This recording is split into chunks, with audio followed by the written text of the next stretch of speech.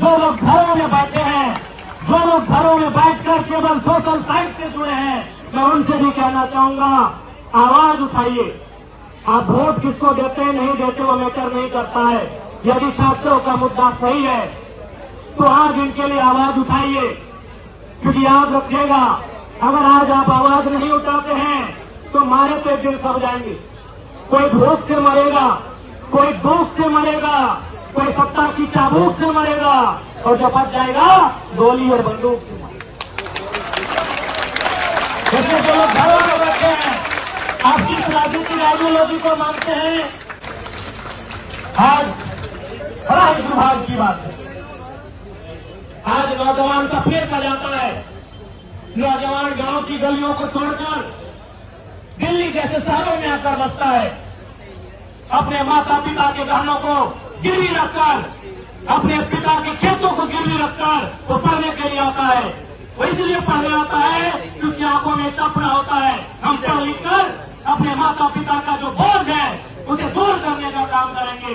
लेकिन हम छात्रों के सामने जब पेपर लीक का मामला आता है, चाहे वो देश स्तरीय नीट पेपर लीक का मामला हो या राज्य स्तरीय, जैसे हमारे राज्य में अभी जेपीएससी में पेपर लीक का मामला आया है, बिहार, उत्तर प्रदेश, बंगाल में जो राज्य की परीक्षाएं और पेपर लीक का मामला आया है, तो ऐसे में इस राज्य के, इस देश के करोड़ों छात्र कहीं न कहीं अपने भविष्य को अंधेरे में पाते हैं। लाठीचार्ज के बिना, धरना के बिना, हाईकोर्ट के बिना, प्रोटेस्ट के क्लियर होता है। इसलिए आज वो चिंता जो आज से लगभग 95 साल पहले देश के महान क्रांतिकारी भगत सिंह ने जताई थी कि आजादी तो हम अंग्रेजों से ले लेंगे, हम आजादी आज ले, 10 साल बाद ले या 15 साल बाद ले, आजादी तो हम अंग्रेजों से ले लेंगे। लेकिन सवाल यह है, क्या वो आजादी अंतिम व्यक्ति तक, किसान तक, खेतों में काम करने वाले किसान तक, मजदूरों में काम करने वाले कर्मचारियों तक, मजदूरों तक, फैक्ट्रियों में काम करने वाले, माफ कीजिएगा, फैक्ट्रियों में काम करने वाले मजदूरों तक, खेतों में काम करने वाले किसानों तक वो आजादी जाएगी कि नहीं? शहीद आजम भगत सिंह की सबसे पहली चिंता थी, सबसे बड़ी चिंता थी कि आजादी खेतों में काम करने वाले किसान तक पहुंचेगी नहीं, या फिर 10% कॉर्पोरेट के हाथ में आजादी रह जाए। ये चिंता भगत सिंह की थी, और इस चिंता पर मुहर प्रधानमंत्री जी को अपने पन्ने पलटने चाहिए। भगत सिंह की ये जो चिंता जो उन्होंने जताई थी कि आजादी गांव तक, खेतों तक, खलिहानों तक जाएगी, या 10% अमीरों के हाथों में आजादी रहेगी, इस चिंता पर मुहर किसी विपक्ष ने नहीं लगाया। इस चिंता पर मुहर प्रधानमंत्री के महान नेता अटल बिहारी वाजपेयी ने लगाया, जब उन्होंने कहा लाल किला के मचान से कि कलकत्ता के फुटपाथों में नंगे बदन जो आम यहाँ से आते हैं उनसे जाकर पूछो 15 अगस्त के बारे में क्या कहते हैं, उनसे जाकर पूछो कि 15 अगस्त के बारे में क्या कहते हैं। ये किसी ऑपोजिशन की आवाज नहीं है, ये नरेंद्र मोदी हमारे देश के आदरणीय प्रधानमंत्री, उनके नेता का मुहर था। इसलिए आज पूरे देश को इस विषय पर तो सोचना चाहिए। आज देश के हालात पर चिंतन करने की आवश्यकता है। आज हमारे देश की मीडिया का हालात क्या है, आज ब्यूरोक्रेसी का हालात क्या है। जो स्वतंत्र व्यवस्थाएं थी, सीबीआई रहे, ईडी रहे, तमाम जो स्वतंत्र व्यवस्थाएं जिनको हम ऑटोनॉमस बॉडी के नाम से जानते थे, आज उनकी क्या व्यवस्थाएं हैं, इस पर देश को चिंता करनी चाहिए। मैं झारखंड डुमरी विधानसभा का एक विधायक हूं, और मैं श्री सोनम सर के इस आंदोलन का समर्थन करता हूं, और बिल्कुल उनका ये संघर्ष बिल्कुल बेकार नहीं जाएगा।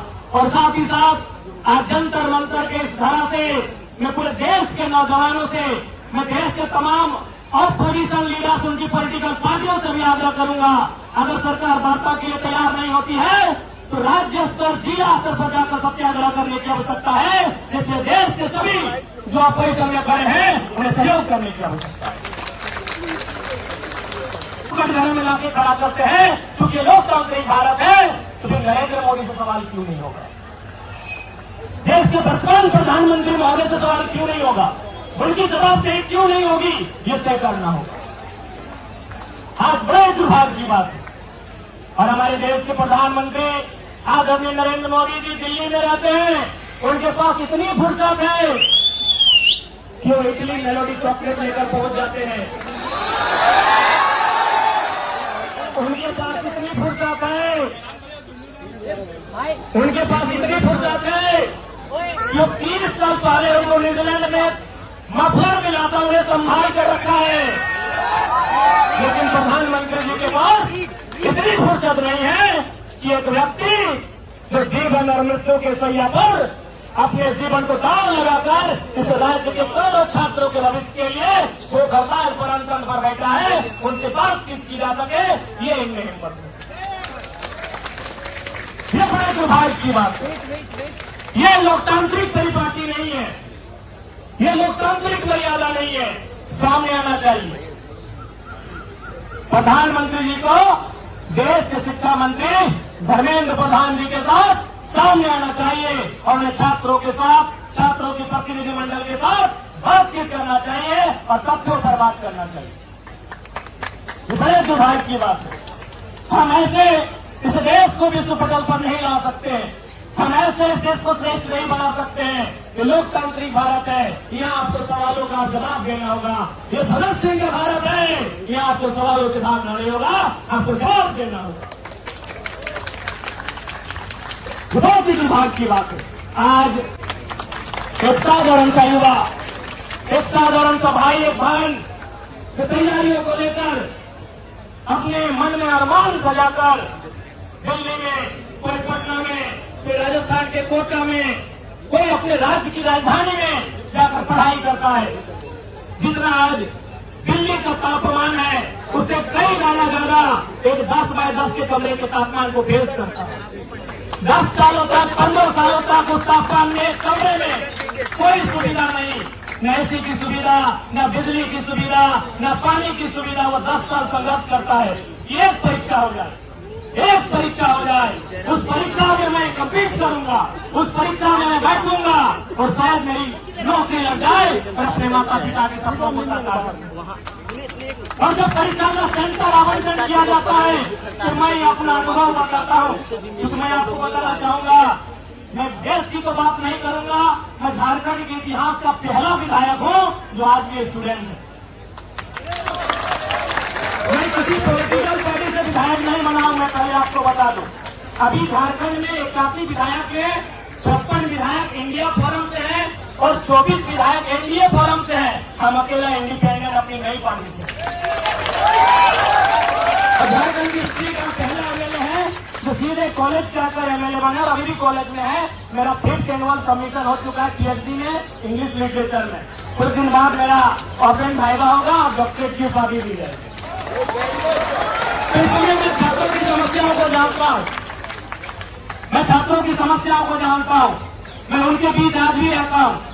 और मैंने खोला है, लेकिन शायद ये देश भूल चुका है कि जब हम सन 47 में आजाद हुए थे तो हमारे साथ साथ और एक देश चाइना, जो हमारा दूर विरोधी कहिए, हमारा पड़ोसी कहिए, ठीक उसी कालखंड में आजाद हुआ था।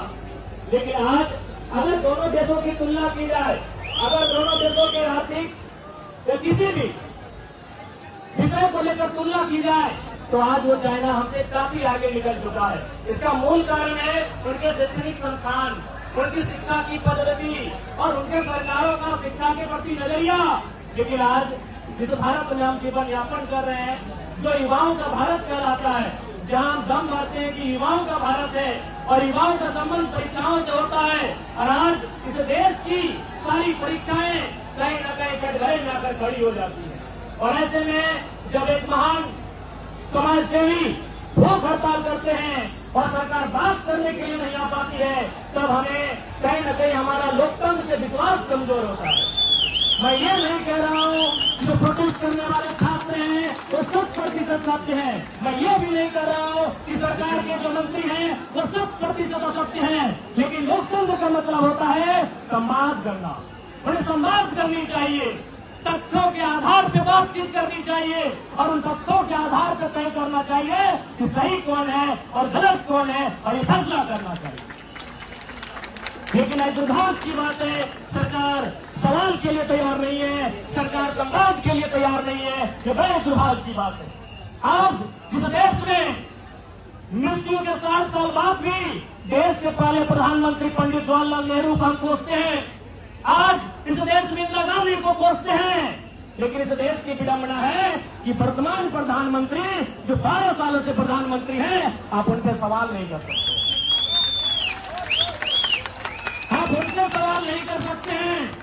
यह दुर्भाग्य की बात है।